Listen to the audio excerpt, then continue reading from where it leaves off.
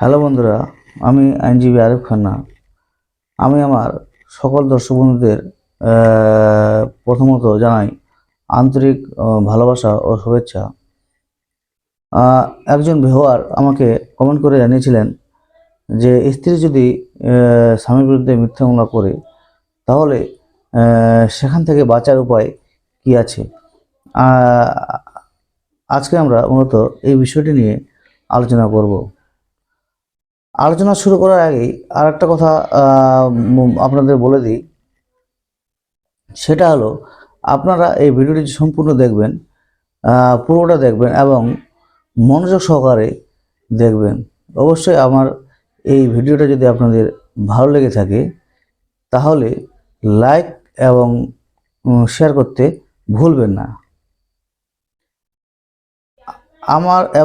আমার এই চ্যানেলটিকে সাবস্ক্রাইব করে রাখবেন, যাতে পরবর্তীকালে এরকম আইনিমূলক ভিডিও আপলোড করার সঙ্গে সঙ্গে আপনাদের কাছে যেন পৌঁছে যায়। তাহলে চলুন আর দেরি না করে আলোচনা শুরু করা যাক। প্রথমে আপনাদের জানাই, কোনো স্ত্রী যদি মিথ্যে মামলায় আপনাদের ফাঁসায়, সেখান থেকে আপনাদের মুক্তির উপায় বা বাঁচার উপায় কি বা কি আছে। প্রথমে বলে দিই, স্ত্রী যদি আমার বিরুদ্ধে মিথ্যে মামলা করে আর আপনার কাছে যদি উপযুক্ত সাক্ষী বা স্ট্রং এভিডেন্স থেকে থাকে, তাহলে কিন্তু আপনি আর কোনো চিন্তা করবেন না, মামলায় আপনি কিন্তু জিতবেন।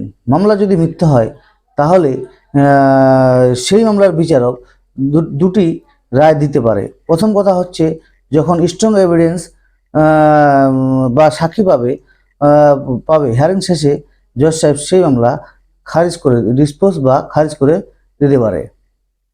অর্থাৎ আর তা না হলে আর তা না হলে